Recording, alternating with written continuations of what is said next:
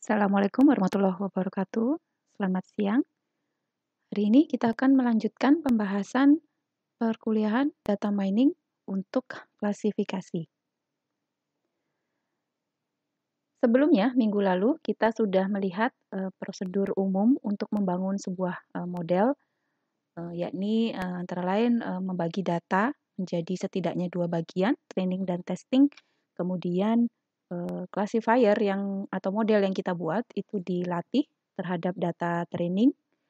Kemudian hasil dari classifier yang telah dilatih, model yang sudah jadi perlu dites kinerjanya. Kita bisa mengukur dengan menggunakan akurasi, presisi, dan juga recall.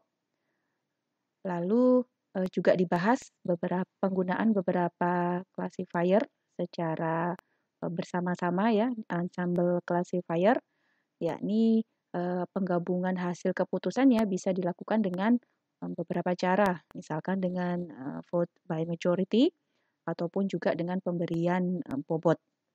Lalu kita juga sudah melihat perbedaan antara kelas binary, kelas biner, di mana hanya ada dua untuk keputusan akhir dari classifier, dan juga bisa berbentuk multi-class.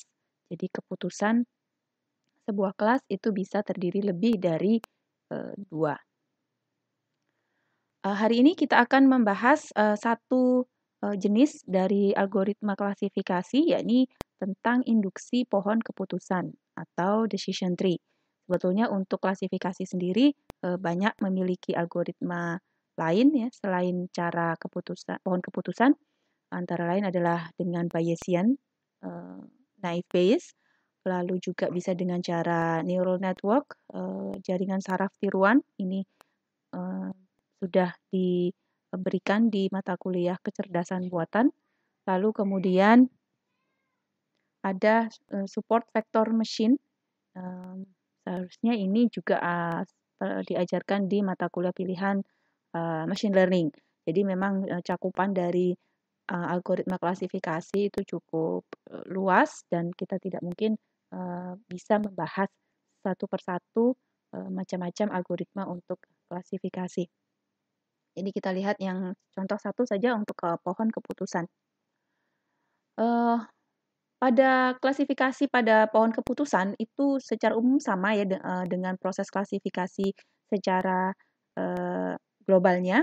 Jadi dari data training, kemudian dilakukan proses yang namanya induksi, di mana pada induksi ini model itu akan belajar dari data training dengan menggunakan algoritma induksi pohon.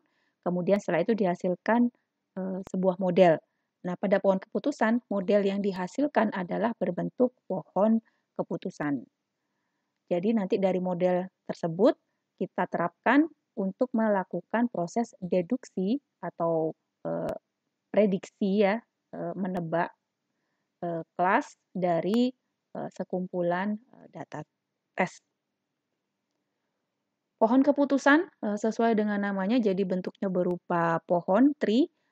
Kemudian dia juga bersifat seperti flowchart. Jadi sebetulnya tinggal kita ikuti saja alur dari pohon tergantung kepada nilai node yang terbaca pada setiap cabang.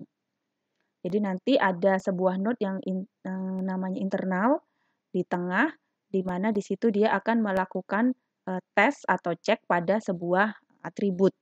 Jadi contoh ini sebuah node yang memiliki nilai atau testing atribut usia. Ya, kita tinggal lihat di sini apakah usia lebih besar dari 30. Jadi biasanya ini adalah sebuah pertanyaan. Cabang ini adalah pertanyaan. Nanti alur kemana ya tergantung nilai dari atribut yang dibaca tadi.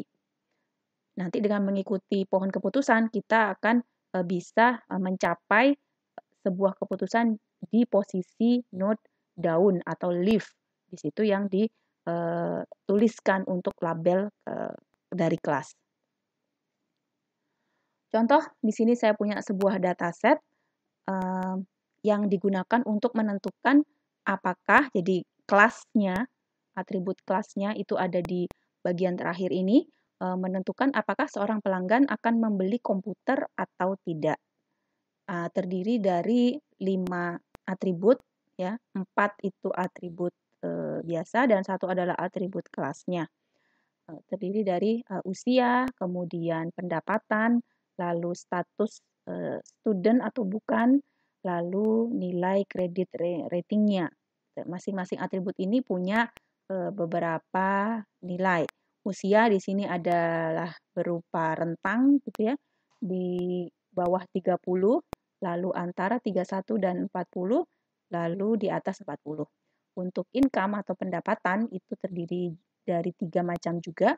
Low, nah ini nanti mungkin konversiannya low itu berapa sampai berapa. Nah ini perlu dilakukan di bagian pre-process data ya. Kalau memang nilai income yang dibaca itu adalah berupa angka, nah supaya lebih mudah kita mengkategorikannya, tinggal kita kelompokkan ya dari angka-angka tersebut, sama seperti usia. Lalu status siswanya, ya atau tidak, hanya 2 macam. Kemudian nilai kredit ratingnya ada 2 ya, fair, cukup, dan excellent atau sempurna. Lalu keputusan akhirnya apakah dia akan membeli komputer atau tidak, ya ini input datanya. Nah nanti bentuk pohon keputusan yang dihasilkan dari proses klasifikasi dengan pohon keputusan ini adalah contohnya seperti ini ya. Kita bisa pada setiap cabang itu menanyakan nilai sebuah atribut. Kalau misalkan yang ditanyakan adalah usia, tadi usia ada 3 macam nilai. Jadi kita bisa buat 3 cabang untuk nilai usia. Tinggal kita ikuti saja usianya berapa, lalu tergantung jawaban yang ada di data yang sedang kita akan prediksi nilainya di sini. Kita ingin tahu apakah ada data pelanggan seperti ini, apakah dia akan membeli komputer atau tidak. Tinggal kita ikuti saja pembacaan dari nilai atributnya. Usia, maka kalau kita baca di sini 25, dia masuk ke cabang yang kiri. Lalu setelah itu di cabang kiri itu ternyata ditanyakan nilai dari atribut student. Student ya atau tidak. Kita baca lagi ke data, oh ya ternyata dia student. Berarti kita ambil cabang yang kanan. Dari sini langsung didapat nilai kelasnya, yes.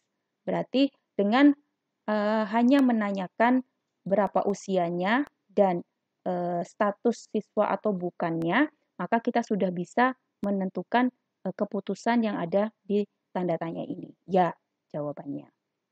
Gitu ya. Kita tidak harus sebetulnya tahu untuk nilai di atribut yang lain. Untuk induksi pohon keputusan sendiri itu ada beberapa macam algoritma ya. Hans algorithm, kemudian CART ini untuk regresi dan klasifikasi juga bisa menggunakan satu algoritma yang sama ya. Classification and regression tree, singkatannya CART ini. Kemudian ID tree ini yang akan kita bahas pada pertemuan kali ini. Dan variannya ya sekarang sudah sampai C5, jadi dia ganti nama ya 3, 4,5 lalu 5. Lalu ada jenis algoritma yang lain. Secara umum untuk induksi pohon keputusan itu dilakukan pemilihan atribut. Jadi kita akan memilih atribut mana yang akan ditanyakan terlebih dahulu atau yang diseleksi terlebih dahulu untuk bisa memprediksi nilai kelasnya dengan menggunakan metode yang namanya entropi informasi atau teknik yang entropi.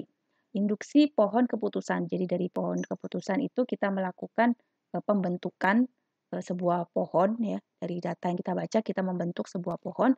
Kemudian dari situ akan dihasilkan rule atau aturan untuk pemberian keputusan terhadap sebuah data. Pembuatan aturan itu didasarkan hanya pada sampel input, jadi pada sampel training yang kita baca. Rule yang terbentuk seharusnya dapat digunakan untuk memprediksi hasil pada kasus lain. Maksudnya pada subhimpunan test set ya. Walaupun dia belajar pada tes training, tetapi rule yang dihasilkan dari proses training tersebut harus juga bisa diterapkan pada tes set. Jika ternyata diketahui prediksi tidak bisa dilakukan, maka berarti rule yang dihasilkan mungkin kurang baik ya, atau kurang tepat untuk memprediksi keseluruhan data. Artinya mungkin bisa saja proses belajarnya belum maksimal. Nah, ini nanti perlu dilakukan input ulang bagi proses pembelajarannya, bisa secara otomatis ataupun manual. Jadi pada induksi pohon keputusan itu yang akan dilakukan adalah jika diberikan sejumlah data yang memiliki sejumlah atribut dan sebuah kelas hasil, permasalahannya adalah mencari pohon keputusan minimum. Jadi outputnya di sini kita akan menghasilkan pohon keputusan yang paling kecil. Artinya usahakan pohonnya sesederhana mungkin ya, membaca atribut di dalam data yang dapat digunakan untuk mengklasifikasikan nilai kelasnya berdasarkan nilai atribut.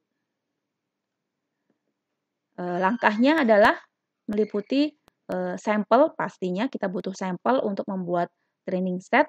Lalu setiap sampel tersebut harus sudah ada keterangan kelasnya. Kemudian pilih salah satu atribut untuk menjadi titik awal atau root-nya.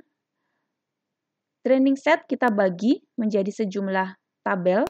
Masing-masing memiliki sampel dengan nilai atribut terpilih yang sama. Jadi nanti setelah kita pilih satu atribut, terus kita kelompokkan gitu ya, training set kita berdasarkan atribut yang terpilih tadi. Jika kelas dapat terpartisi dengan baik, artinya satu kelompok, nanti kita lihat contohnya, satu kelompok itu punya kelas yang sama dan kelompok lain juga punya kelas yang sama, artinya atribut yang kita pilih tadi tepat gitu ya, bisa membagi keseluruhan data set menjadi sesuai kelasnya.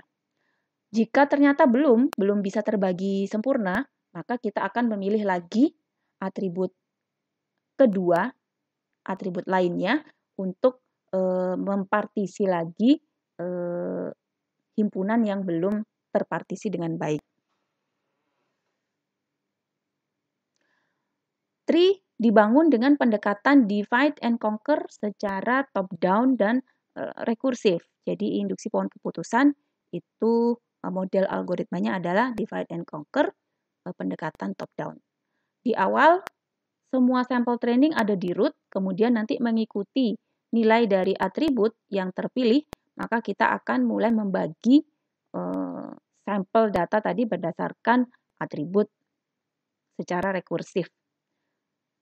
Kondisi yang menghentikan proses partisi rekursif, jadi setiap kali ada testing dari atribut, maka kita akan perlu mempartisi lagi himpunan yang kita miliki. Nah, kapan proses partisi tersebut berhenti? Jika semua sampel sudah pada kelas yang sama. Jadi jika sudah mengikuti aturan tadi, oh ternyata kelompok kiri itu semua kelasnya sudah sama dan kelompok kanan juga sudah sama. Berarti oke, atribut proses pembuatan pohon bisa dihentikan. Atau yang kedua, tidak ada lagi atribut yang dapat digunakan untuk melakukan partisi. Artinya atributnya habis, sudah terpakai di masing-masing cabang. Misalkan sampai pada atribut terakhir yang kita gunakan itu masih tetap belum bisa terpisahkan dengan sempurna. Jadi di sini ya mau tidak mau kita harus berhenti karena tidak bisa lagi mengambil atribut apapun dari situ. Nah, jika ini sampai terjadi, maka kita bisa melakukan majority voting ya, untuk menghasilkan keputusan. Ya sudah, voting saja untuk kelas ini berdasarkan data yang ada, itu keputusannya apa. Yang ketiga, ya sudah tidak ada sampel yang bisa digunakan. Sampelnya pun juga sudah habis, kita bagi-bagi ke masing-masing cabang. Contoh, kita memprediksi profil sebuah perusahaan yang dapat menyebabkan kenaikan atau penurunan profit. Jadi di sini yang mau diprediksi adalah nilai profitnya. Misalkan kelas yang kita gunakan ada 2 ya, binary, down atau up. Lalu atribut lain yang kita miliki itu adalah age atau usia perusahaan, kompetisi, ada tidaknya kompetisi dari perusahaan pada bidang itu, gitu. Kemudian tipe, ya katakanlah ini kita menyederhanakan permasalahan ya, tipe perusahaannya industri software atau industri hardware gitu. Jadi berdasarkan 3 atribut ini kita mau memprediksi bagaimanakah profit dari perusahaan tersebut. Langkah penyelesaiannya, misal kita pilih sebuah atribut age. Kita lakukan pemisahan berdasarkan atribut tersebut. Kita tahu tadi ada 3 macam untuk atribut age, ada old, midlife, dan new. Maka dari masing-masing kategori age ini tadi, ya kita pisahkan datasetnya. Jadi yang old di sini ada 3, ya kan? Jadi kita ambil semua baris data yang age-nya old, kemudian kita kelompokkan dalam satu himpunan di sini. Begitu juga untuk yang new. Yang new ada 1, 2, 3. Jadi 3 ini kita ambil, terus kita kelompokkan juga ke dalam satu kelompok di sini. Full semuanya kita kelompokkan. Lalu yang midlife juga sama. Ada 1, 2, 3, 4. Ambil semua, kelompokkan jadi satu himpunan. Dari sini kita bisa lihat bahwa untuk age yang old, ternyata profitnya semua down. Gitu. Untuk yang new, profitnya semua up. Nah, berdasarkan aturan pembagian atribut tadi, bahwa kondisi yang menghentikan proses partisi adalah salah satunya semua sampel pada sebuah node berada pada kelas yang sama. Jadi, sampel pada node age sama dengan old, ini ternyata sudah dalam kelas yang sama, yaitu down semua. Sedangkan sampel pada kelas age new, itu juga sama semua, up. Ya, tiga-tiganya up. Nah, yang belum adalah yang midlife. Di sini terjadi split. Ada 2 up dan ada 2 down. Nah, berdasarkan aturan induksi pohon keputusan, maka kita akan mengambil langkah yang berikutnya, yakni jika kelas dapat terbagi atau terpartisi, maka proses selesai. Oke, untuk 2 atribut tadi selesai. Tetapi jika tidak, maka kita akan memilih atribut baru dan membagi kembali training set berdasarkan nilai atribut baru tersebut. Jadi untuk kelompok yang di bawah ini, untuk 4 data yang di bawah ini, maka kita butuh bantuan atribut selanjutnya. Selain age, kita belum bisa memprediksi profitnya, sehingga kita butuh atribut yang lain, melihat ke competition atau type. Gitu. Misal saya pilih atribut kedua adalah competition. Jadi ini tadi sudah terpotong, sudah tidak lagi dipakai ya, ini sudah hilang. Tinggal yang 4 tadi kita bagi berdasarkan competition-nya. Yes, 2, dan no 1. No 2. Jadi di sini yang no di bagian atas, yang yes di bagian bawah. Lalu kemudian cek untuk nilai dari profitnya. Apakah sudah terpartisi atau terbagi dengan sempurna? Ternyata ya. Gitu ya. Jadi untuk competition no, profitnya dua-duanya adalah up. Sedangkan untuk competition yes, profitnya dua-duanya adalah down. Jadi pada iterasi kedua ini kita sudah berhasil memisahkan sisa 4 data ini yang belum bisa dipisahkan pada iterasi sebelumnya. Jadi dari sini kita bisa membentuk aturannya. Aturan yang pertama dan kedua itu berasal dari nilai pada iterasi pertama, yaitu untuk age sama dengan old dan age sama dengan new. Karena pada age sama dengan old langsung bisa diprediksi profitnya down, dan untuk age sama dengan new profitnya adalah up. Sehingga ini adalah rule 1 dan 2.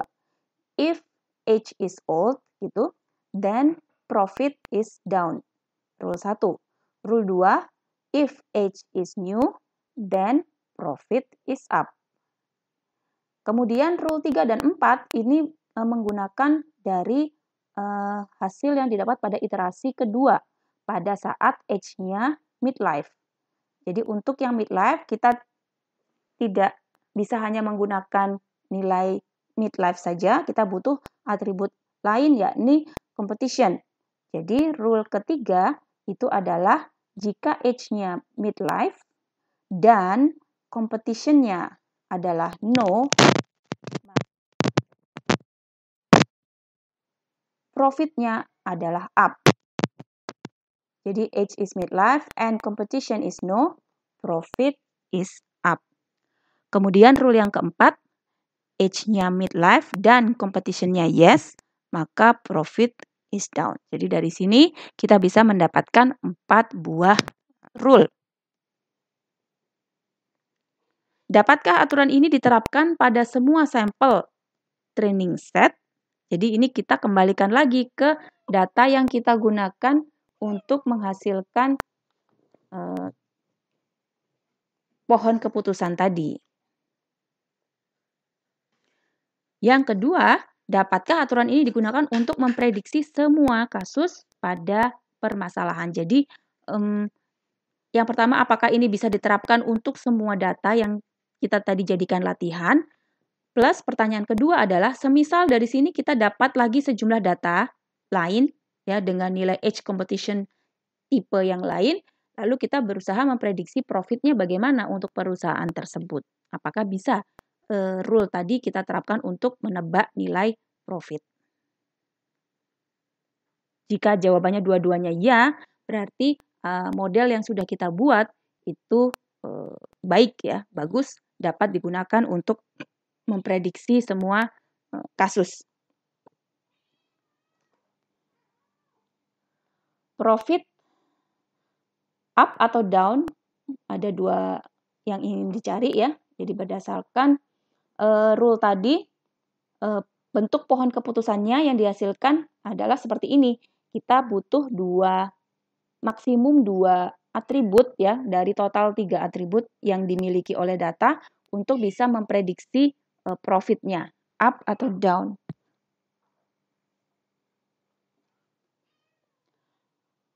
Di mana harus memulai? Jadi tadi kalau kita pilih age, kenapa kok harus age dulu? Kenapa nggak type dulu? Atau competition yang kita pilih?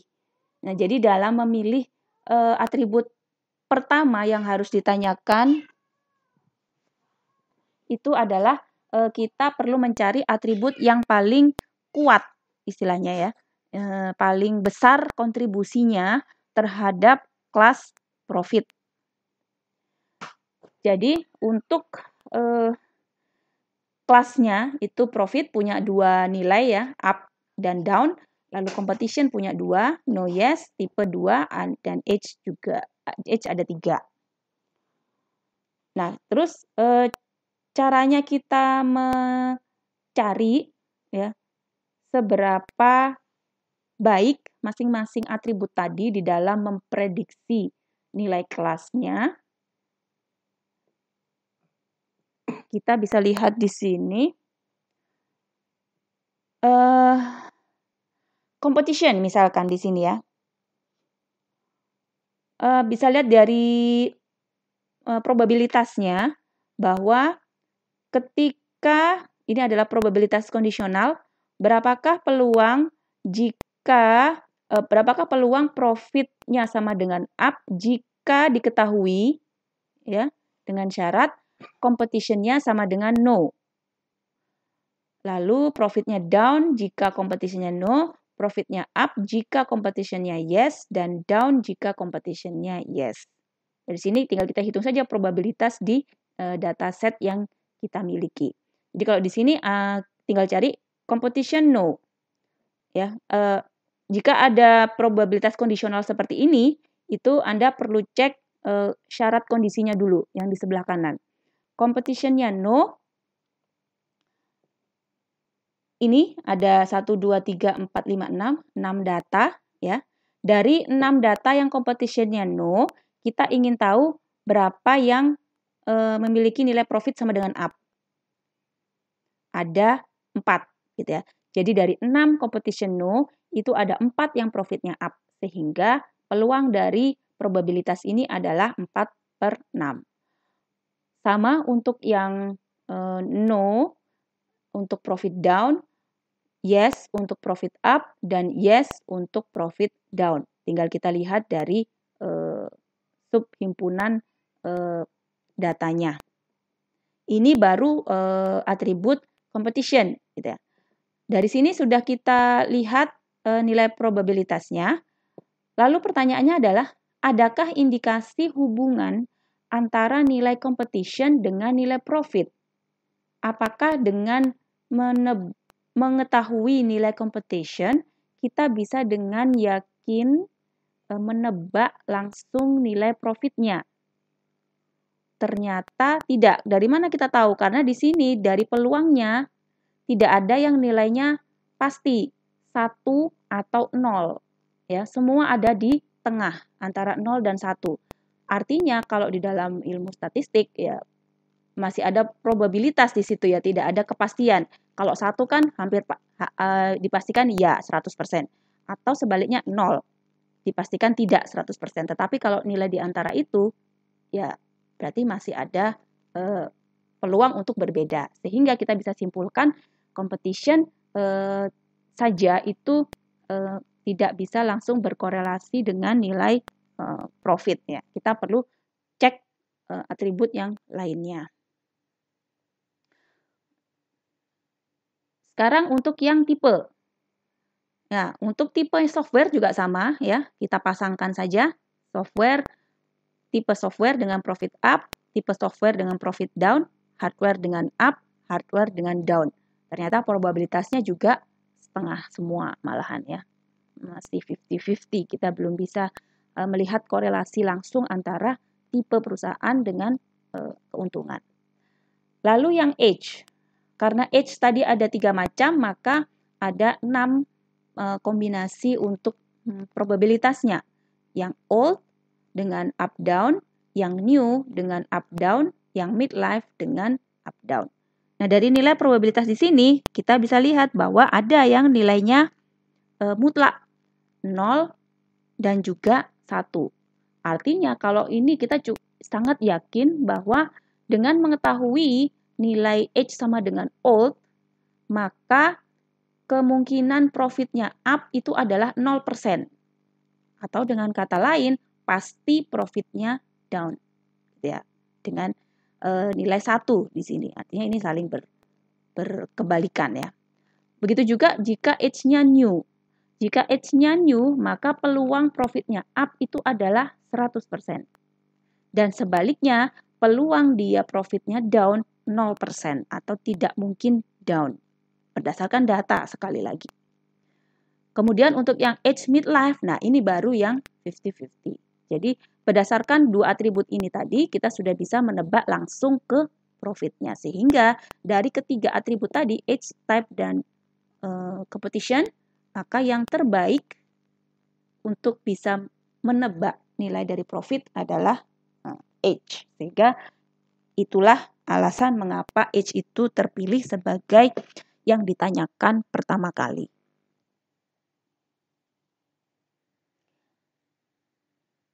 Yaitu dari situ ya tadi perhitungannya menentukan rumus yang menentukan atribut yang paling signifikan nilai probabilitasnya, memilih atribut terbaik. Nah, ini didasarkan pada yang namanya pengukuran informasi. Jadi informasi itu bisa diukur tingkat signifikannya terhadap output. Ini konsep ini banyak digunakan selain untuk klasifikasi pada pohon keputusan ya, untuk proses information retrieval, dia juga banyak digunakan untuk di bidang jaringan biasanya untuk pengiriman data ya dari satu titik ke titik lain, karena dapat digunakan untuk mengkompres informasi supaya data itu bisa terkirim dengan lebih cepat jika ukurannya dikecilkan. Oke, saya mungkin tidak bahas detail tentang teori informasi. Mungkin nanti dijadikan tugas ringkasan saja ya untuk teori informasi supaya bisa lebih cepat kita pembahasan di materi ini. Intinya kita pakai rumus Shannon di situ.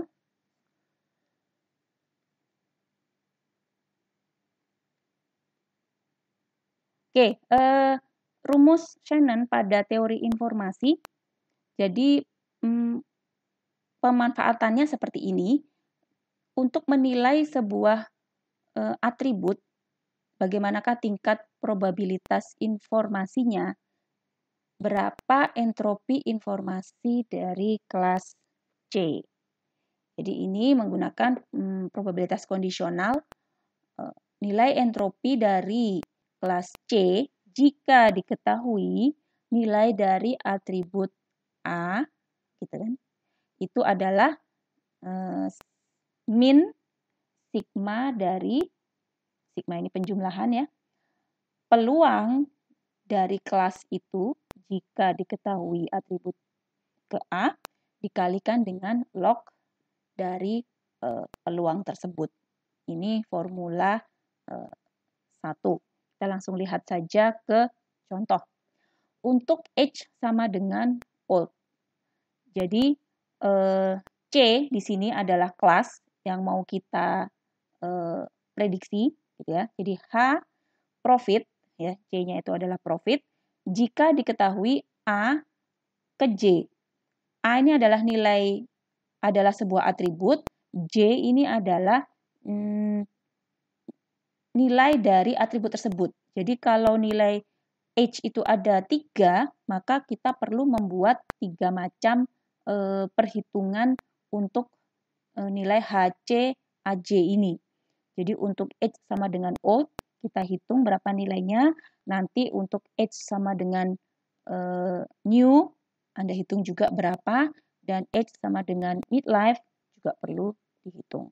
Nah, untuk yang H sama dengan old, untuk nilai profitnya juga ada 2, ya, up dan down.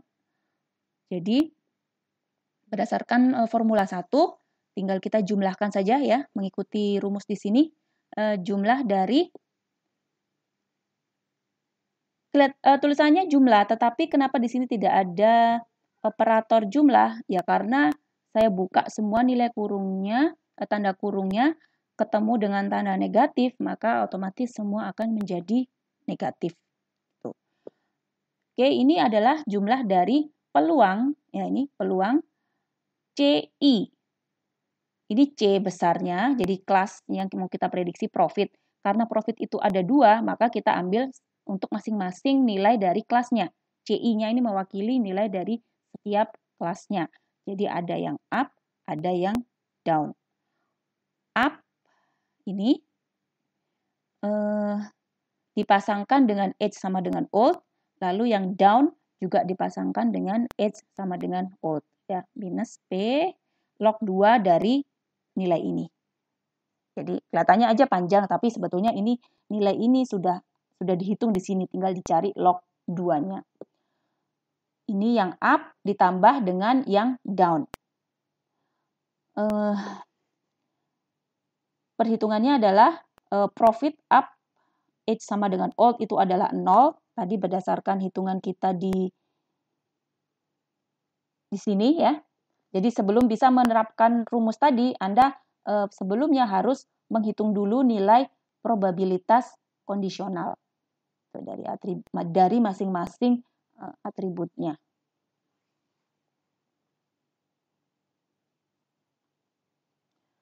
Oke, 0 dikali log 2 dari 0, itu untuk yang up dan age old. Untuk yang down dan age old adalah 1 dikali log 2 dari 1. Tinggal Anda masukkan kalkulator, ketemu H profit age sama dengan old adalah 0. Sekarang, berapakah nilai untuk H profit age sama dengan new dan H profit age sama dengan midlife? Silakan Anda terapkan perhitungan yang sama. Selanjutnya, setelah semua atribut tadi kita hitung, nilai kontribusinya terhadap kelas, di formula kedua, tahap selanjutnya adalah tinggal dijumlahkan. Jadi, kita akan menghitung H profit terhadap age semuanya, baik new, old, ataupun midlife. Tidak bisa langsung dijumlahkan dari ketiga nilai yang sudah Anda hitung tadi. Jadi ini menggunakan rumus yang berbeda. Jadi untuk ini kita perlu melihat probabilitas dari usia terhadap data dikalikan dengan H tadi, ini yang sudah Anda hitung. Jadi tidak serta-merta itu yang ditambah, tetapi harus ada pengalian dengan peluang kemunculan dari data yang memiliki age sama dengan new. Ya, untuk masing-masingnya. Age sama dengan old juga dikalikan dengan peluangnya. Terus yang age sama dengan midlife, dari nilai H-nya dikalikan dengan peluang data yang bernilai midlife. Jadi kembali lagi ke data semula. Data semula kita tadi punya di sini. Ya. Yang old tadi ada dari sekian banyak data, ini ada 10 data. Berapa banyak yang age-nya old, gitu ya. Age-nya old di sini ada 1, 2, 3. Jadi dari 10 data ada 3 yang age-nya old. Lalu untuk yang new di sini ada 1, 2, 3. Old-nya 3 dari 10, new-nya juga 3 dari 10, dan midlife-nya 4 dari 10. Total semua adalah 10. Jadi itu yang dimasukkan di persamaan di sini. Jadi untuk yang age-nya new ada 3 dari 10 dikalikan H-nya, nilai H. Kemudian yang age sama dengan old juga ada 3 dari 10 dikalikan nilai H-nya. Dan yang age sama dengan midlife ada 4 dari 10 dikalikan dengan nilai H. Ditemukan jumlahnya adalah 0,4. Ini adalah nilai untuk atribut usia. Anda perlu menghitung juga untuk yang atribut competition dan juga yang atribut type. Supaya betul bisa kita bandingkan dari ketiga itu mana yang nilainya kontribusi informasinya paling tinggi. Silakan Anda hitung untuk competition dan tipe.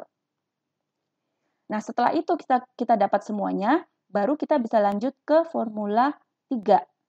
Di sini sudah Anda hitung semua, misalnya sudah langsung dapat hasil akhirnya, H profit age yang tadi kita hitung 0,4, untuk H profit competition 0,8, dan H profit type 1.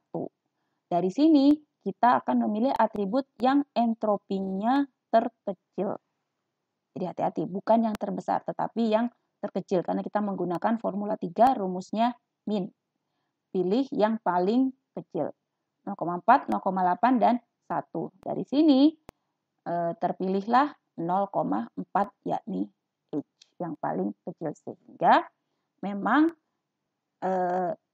valid bahwa H adalah atribut terbaik dari ketiga itu yang dapat memberikan pemisahan kelas yang lebih baik daripada dua atribut yang lain.